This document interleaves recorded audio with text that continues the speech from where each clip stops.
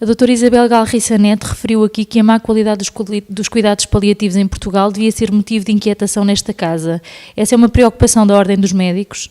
Naturalmente que há uma inquietação da Ordem dos Médicos, quer em termos qualitativos, quer em termos quantitativos, e por isso ela também disse, e eu orgulho-me disso, de ter sido com estes corpos sociais da Ordem dos Médicos que foi criada a competência em medicina paliativa, exatamente por reconhecermos essa necessidade e de promover uma maior formação entre os médicos relativamente à medicina paliativa e, portanto, ao correto exercício e prestação de cuidados paliativos aos doentes.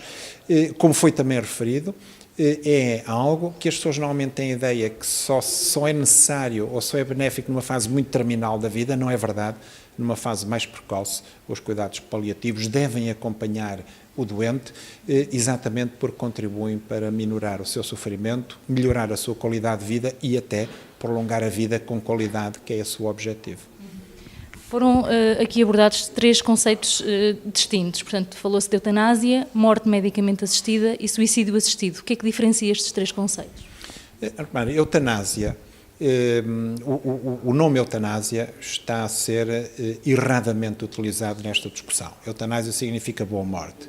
Boa morte é aquilo que todos nós pretendemos, todos nós defendemos. Dignidade da morte, obviamente, não separa ninguém, é absolutamente unânime e, portanto, eu diria até, poderia dizer, e sem tom provocatório, que a eutanásia já está aprovada em Portugal, ou seja, boa morte é aquilo que nós pretendemos com o exercício da medicina que todos os doentes possam ter, porque todos nós vamos morrer e todos temos consciência disso. Portanto, a morte é parte indissociável da vida e todos temos de estar preparados para isso e todos queremos ter uma morte digna e uma boa morte. Portanto, todos queremos uma eutanásia, ou seja, uma boa morte. O que está aqui em discussão é a morte medicamente assistida, seja provocada ativamente por um terceiro elemento, seja o suicídio medicamente assistido, em que o próprio toma o fármaco livremente, porque tem essa capacidade e essa vontade.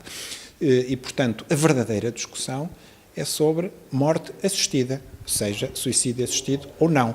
E são esses os termos corretos que nós devemos utilizar, porque senão até parece que alguns de nós, ou algumas das pessoas, seja minoria, seja maioria, não quer eutanásia, ou seja, não quer uma boa morte. Não, boa morte todos nós queremos e os médicos empenham-se exatamente em que todos os doentes possam ter uma boa morte e, nesse sentido, a medicina paliativa é extraordinariamente importante. Portanto, vamos discutir se o empenho da sociedade deve ser em aliviar o sofrimento das pessoas ou deve ser facilitar o fim da vida das pessoas que sofrem. E de facto esta é, digamos, a questão fraturante e é isso que obviamente devemos discutir com calma, com serenidade, com tranquilidade, com tempo e no fim, quando a discussão estiver madura e as pessoas estiverem devidamente informadas, tomar uma decisão. E qual é que é o posicionamento da Ordem dos Médicos?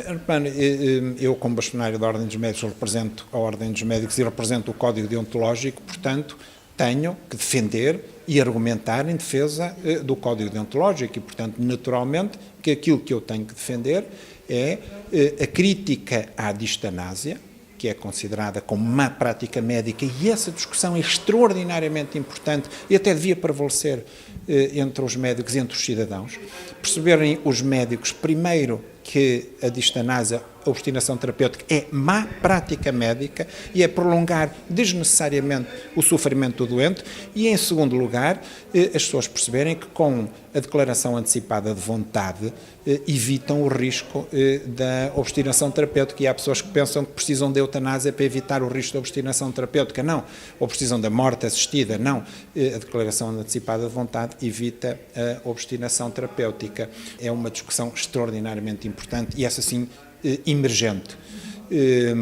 A questão da morte assistida, por ser fraturante, por ter a ver com os fundamentos dos princípios do exercício da medicina, de facto nunca poderiam ser mudados sem um referendo, se é que são princípios referendáveis, mas à partida, obviamente, que nada deve ser inibido de referendo, porque as pessoas devem decidir qual é o seu sentido ético maioritário, e o sentido ético maioritário dos médicos naturalmente deve estar plasmado no seu código deontológico.